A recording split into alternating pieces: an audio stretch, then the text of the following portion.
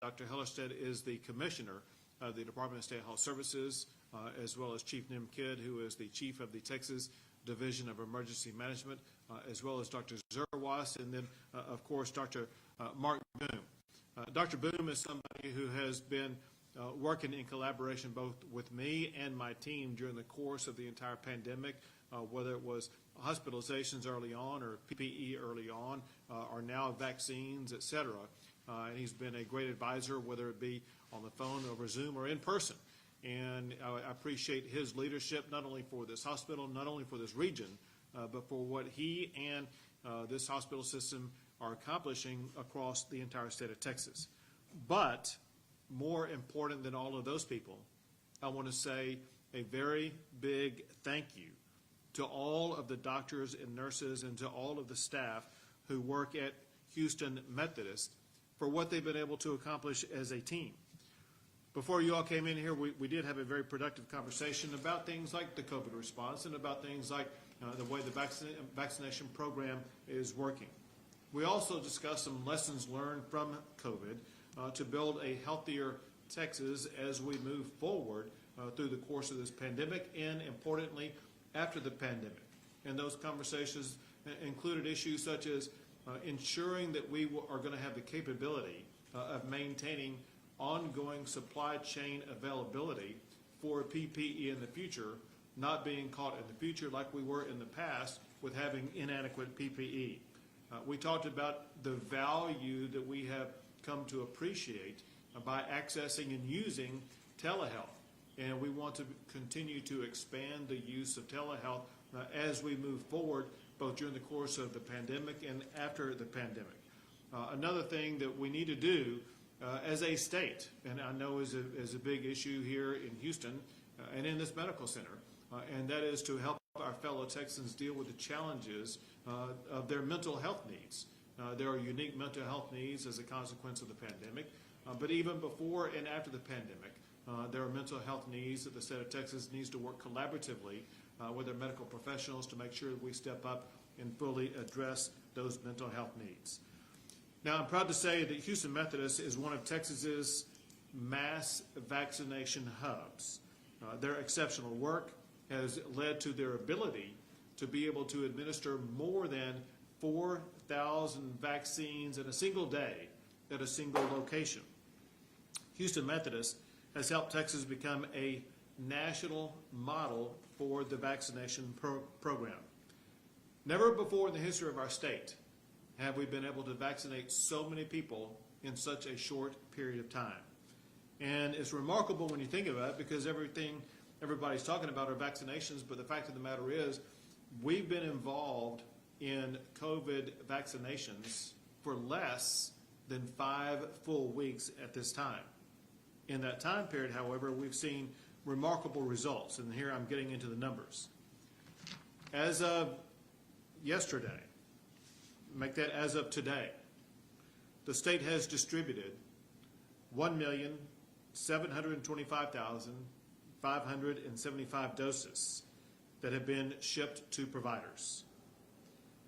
1,358,678 of those doses have already been administered to Texans. 177,193 of those are second doses. Percentage-wise, Texas has administered 81% of first doses, 67% of second doses. Overall, 78% of all doses allocated to the state have already been administered. Separately, and in addition to those numbers, Texas has provided 487,500 doses for nursing homes and long-term care centers. CVS and Walgreens are in charge of administering those doses. They have administered 124,827 of those doses to those who reside in nursing homes or long-term care centers. We as a state continue to insist that Walgreens and CVS pick up their pace, because while Texas is now administering 78% of vaccines. Walgreens and CVS are only at 26% of their vaccine administrations. Now, one way that Texas has been able to tremendously accelerate vaccinations is by opening up these large-scale hub vaccine centers like what Houston Methodist has been able to accomplish. What this does is that it allows communities to have several locations capable of vaccinating thousands of people at each of those locations. Last week in Texas, we had 28 large-scale hub vaccine centers like what they have at Houston Methodist. We increased that number dramatically since last week. This week, we now have 78 large-scale hub vaccination centers. Altogether, there will be, this week, 260 providers in 122 counties getting allocations this week. Plus, there will be providers in other counties still vaccinating with shipments that they had previously received. Residents of all 254 counties in Texas have been vaccinated. Importantly, localized here, Harris County has administered far more vaccines than any other county in Texas. The number I have, I think this is as of yesterday, Harris County had administered 259,848 vaccines. To give you a comparison, Harris County has administered almost double the amount of vaccines by the second closest county, which would be Dallas County. The number one vaccine administrator provider in Texas is Houston Methodist, which is a key reason why we wanted to be here today to say thank you for your leadership in being the example for how swiftly this can be done and being a model for other providers across the entire state of Texas. As Dr. Boone knows, as everyone knows, because of our scaled up capabilities of quickly providing these vaccinations, there's only one limitation that we have at this moment in time, and that is an inadequate supply of vaccinations. And that supply of vaccinations comes only from the federal government. Now, we do get new supplies each and every week. I want to give you the numbers for this week. This week, we are slated to receive our largest supply of vaccines to date. We are receiving this week 333,650 first doses, 509,400 second doses, for a total of more than 843,000 doses this week. And that does not count the number of doses that will be administered in those long-term care facilities. We do expect to see ongoing increases in the number of doses that will be available to us, but again, that depends upon the federal government. Very importantly along those lines, on Sunday, Dr. Fauci said that we should be weeks, not months away from getting additional vaccines. He talked about the oncoming probability of soon receiving vaccines from two new providers. One is Johnson & Johnson, and the other is AstraZeneca. Receiving those additional vaccines would massively increase the supplies that we have in Houston and across the entire state of Texas, and being able to vaccinate far more people far more rapidly. Now, another thing that we talked about is that in addition to vaccines, Houston Methodist is also using antibody therapeutic drugs to reduce hospitalizations. In fact, here again, Houston Methodist is the statewide leader in the amount of antibody therapeutic drugs that are being administered. And so we have private, what I call private providers like Houston Methodist, as well as other hospitals and other healthcare centers across the state. But in addition to that, the state of Texas is operating 12 antibody therapeutic drug administration centers across the state. These drugs are very important to help Texans who contract COVID stay out of hospitals. We've heard information here today about the effective results seen from the administration of these antibody therapeutics about achieving that goal of keeping people out of hospitals. Bottom line is that with these strategies, as well as with the outstanding work from the frontline healthcare workers that we see at places like Houston Methodist, Texas will remain a national leader in COVID response, and together we will work to achieve a healthier Texas. With that, I will pass it first to the Chief of the Texas Division of Emergency Management, Chief Nim Kidd. Thank you, Governor. And Dr. Boone, I really want to thank you and your team, the men and women of Houston Methodist. Your confident, competent leadership, your ability to be flexible in times of uncertainty are the hallmark of all this success. I've always seen you and your organization put the patient first, trying to do the right thing, and I'm very grateful for that. This is why you're leading the state. We're very much appreciative for all of your efforts and work. I don't think there's been a 24-hour period that's gone by that you and I haven't been in contact with each other some way. So sure. I know you're a tireless advocate for taking care of Texans. Thank you for that. You know, in all of our businesses, all of ours, the quest for efficiency has been the killer of preparedness. It's what keeps you driving around with a quarter tank of gas in your gas tank at hurricane season. It's what keeps very few supplies on our shelves whenever we're making a run on the market. And it's what's caused all of us to have PPE shortages. So our agency will continue to source and secure PPE for all first responders and healthcare workers. We'll continue to work on testing materials and supplies. Testing is still a very important strategy in this fight against COVID-19. Even though we have the antibodies that are out there, which have been life-saving, and the vaccines, we still need to continue our testing protocols. We'll continue to support our staffing. And, you know, we're not out of the shit, Governor. We're in a great place and we're moving forward. But we have to keep doing the things that we have been doing until we can turn the corner on this. So thank you all for your efforts. Very good. Now, Dr. Hellerstedt, the Commissioner for the Department of State Health Services. Thank you, Governor Abbott.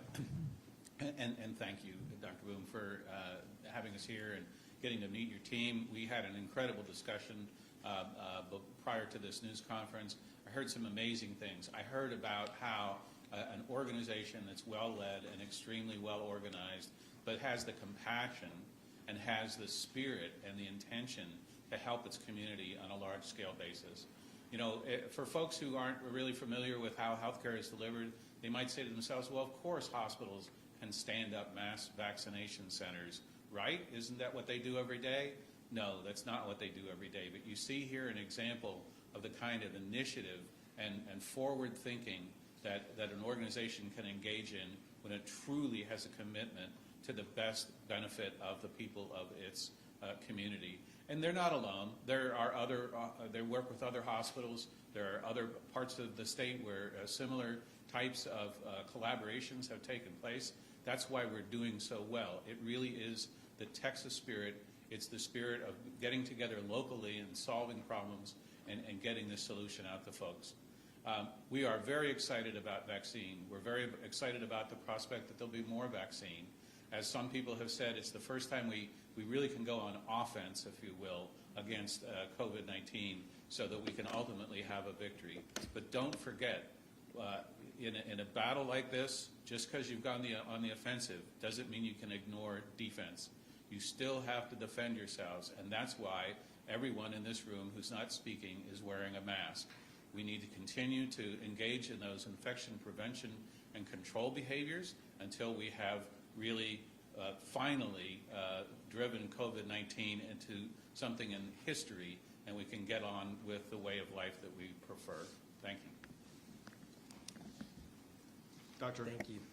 Well, good afternoon, everybody. I'm Dr. Marc Boone, the President and Chief Executive Officer of Houston Methodist. And Governor Abbott, it's been such a pleasure this morning and now into this afternoon hosting you and your team here with our team of frontline workers here who have made such a difference in this pandemic. Dr. Hellerstedt, Nim Kidd, Dr. Zerwas, so deeply appreciate each of you being here as well.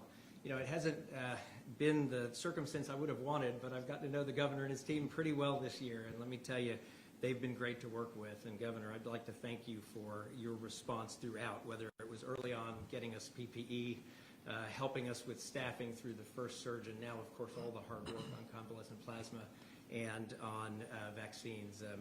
Really deeply appreciate it. In that time, I've been so impressed with your commitment and what you talked about, really making sure we make things happen as a state and moving things forward. Got to tell you, you have a great team. Nim joked about it, but I mean, I literally email, text, phone call all of these individuals, among others. Imelda Garcia has been great as well on a routine basis, and they are so responsive day and night, always with that can-do attitude of how do we help the citizens of Texas and make healthcare better. You've also been instrumental in working on monoclonal antibodies. I'm very proud to announce today we will hit our 2,000th infusion of a monoclonal antibody to patients here across Texas, and we are convinced those are making a real difference in keeping people out of the hospital. You've also helped, as you talked about at length, with the vaccination process. We have now hit 60,000 first individuals across Houston Methodist for a first vaccine, another 17,000. So all in all, we've vaccinated 77,000 people. And I can speak with my colleagues across the Texas Medical Center and say we're now up to about 141,000 patients together that have received at least one dose of vaccine. Great collaboration among the city, the county, the TMC hospitals in doing all of that.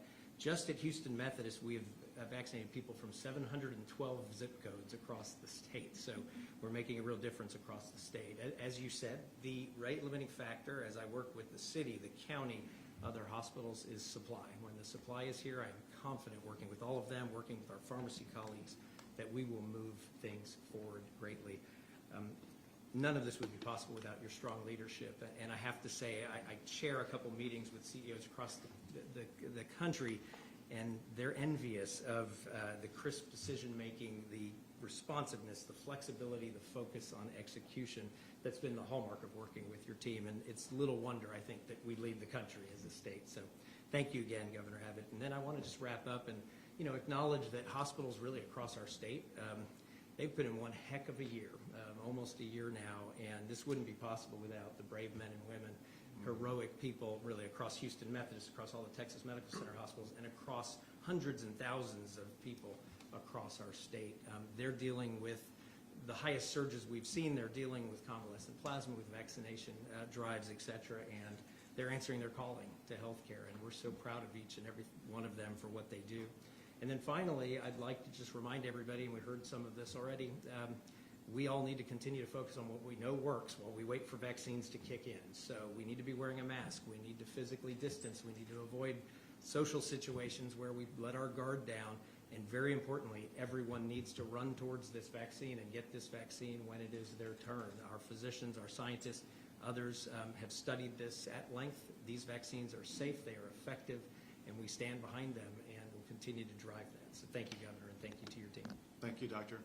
Also, I do want to recognize that we are joined today by State Senator Boris Miles. We are not only in his district, but also Senator Miles is a very important senator in the state legislature as it concerns healthcare-based issues, and he will be working with us as we continue to address these issues in the coming session. With that, we'll be happy to take a few questions. Yes. Governor, Go ahead. Governor, can you talk to us about why we are in the largest county in the state, the fourth largest city in the country? The mayor and the judge are not here today. They spoke publicly about how they have really put forth a portion of the mass distribution of vaccines, so they would like a chance to talk to you and try to get those vaccines distributed properly. They also point out that last week when we visited a different county, Tarrant County, that the mayor and judges in those communities were included. Yeah, for the rollout that we had the last week, the purpose of that rollout was to show the public what one of those centers looks like. The purpose today is different. The purpose today is to recognize not one of the leaders, but the leader in the state of Texas with regard to vaccines, with regard to antibody therapeutic drugs, and to use them as the example to talk to others. We spend multiple days every single week talking to the local officials, whether it be the local public health officials or the local officials themselves. Maybe not a day goes by. If it does, it's only one day that goes by without either Chief Kidd or somebody who works for Chief Kidd or Dr. Hellerstedt or somebody who works for Dr. Hellerstedt in constant communication with those local officials, and that process will continue. But today is a day that we celebrate and highlight the role that Houston Methodist has played. And we urge others to copy the example that Houston Methodist has set. Governor Abbott, John Dodd from the Examiner of Beaumont, Texas. We've met a number of times when you were down with our various disasters.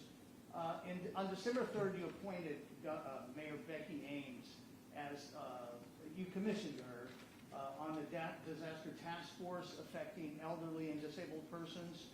And she has set up our Civic Center, which is capable of vaccinating over 1,000 people every day. They're sitting there today empty, and they've only received 100 doses at the Beaumont Health Department. Would you commit today, sir, to looking into that and seeing what you can do to get, we have a facility, we have the people. As a matter of fact, the financing has already been provided by the state. I believe they received a $67,000 grant to administer vaccines, but we've only had 100.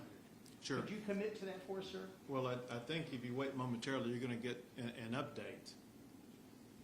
So NIMKID, the Division of Emergency Management, and actually a little misleading in the question, while that facility may have only received 100, Jefferson County's had over 14,000 doses pushed there over the 5.5 to now 6 week period. We will continue to work with the hub providers, and Mayor Ames is a great supporter and great leader in this focus.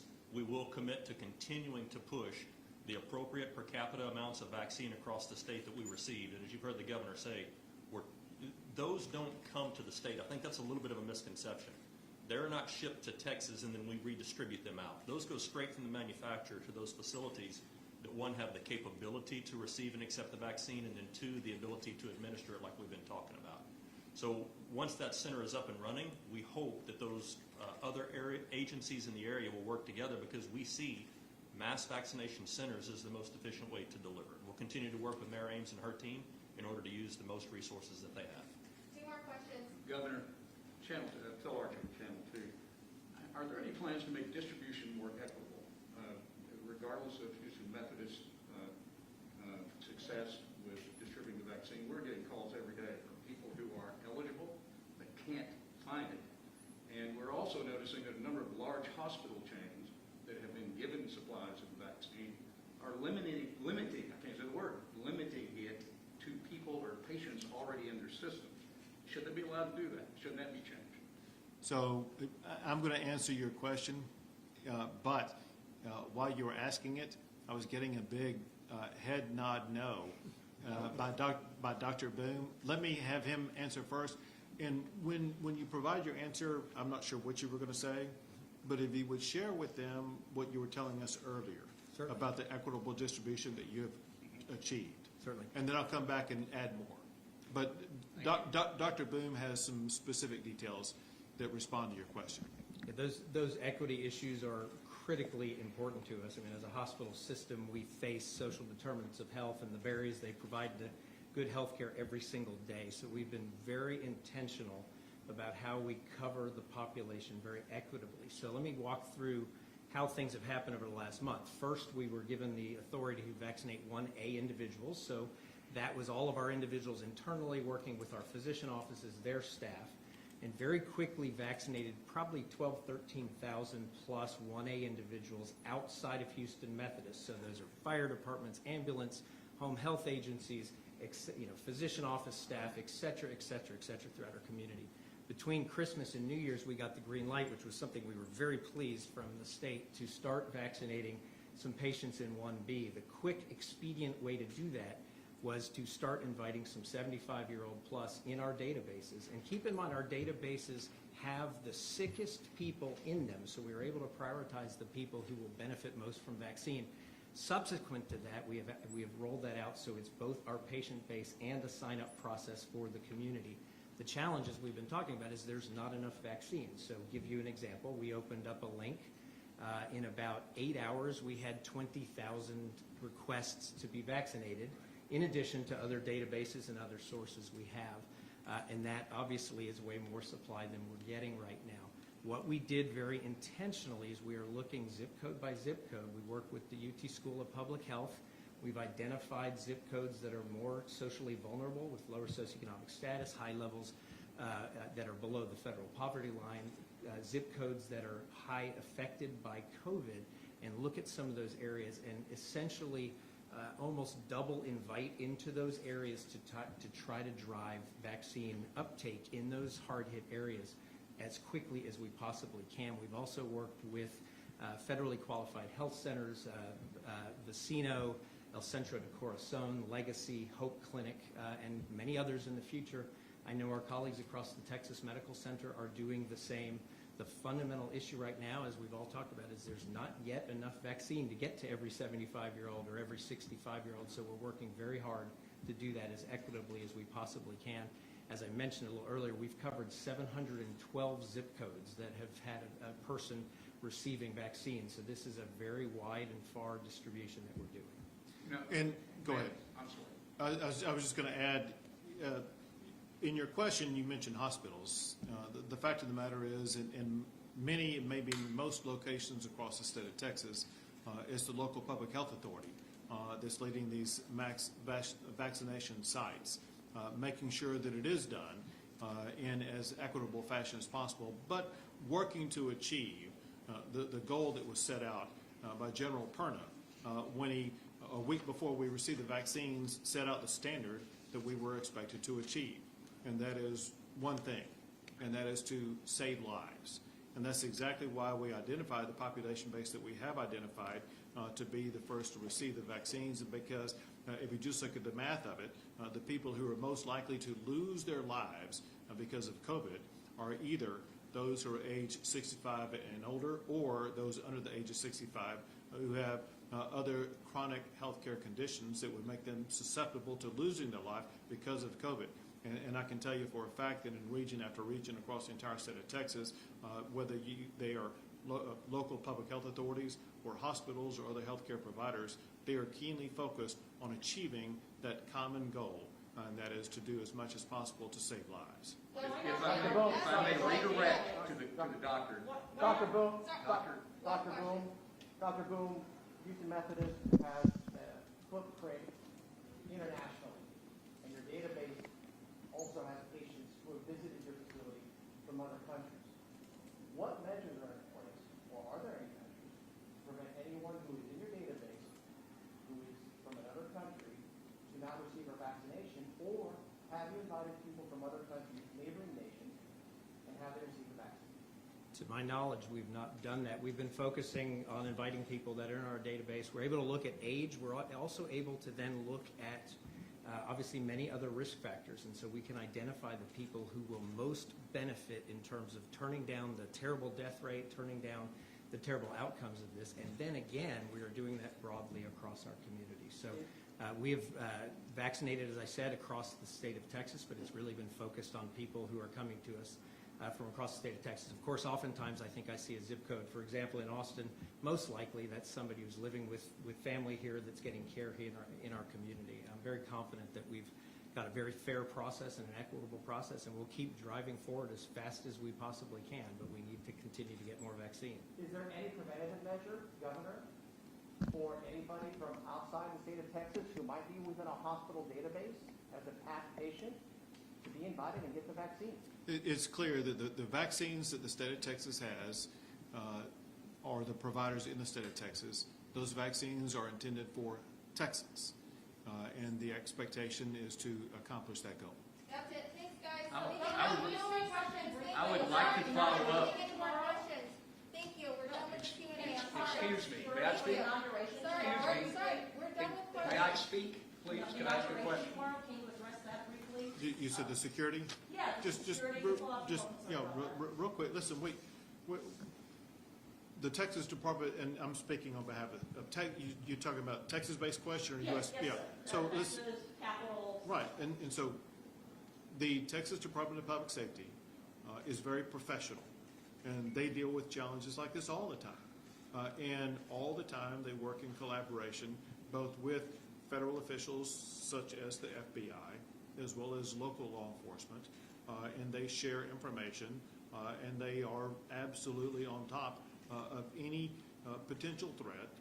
They do a great job, and I feel confident that we will make it through the inauguration day without incident in Austin, Texas, or elsewhere around the state of Texas. Thank you all. Thank you, guys. Thank you. With respect, Thank you. I'd like to follow up my previous question. I can help you with that. Well, I need to talk to the doctor, I'm afraid. Okay. Well, I'm sure the doctor would be happy to talk to you when we're done. When will that be? Here, let me get connected with someone over here. Why don't we, can I ask this question?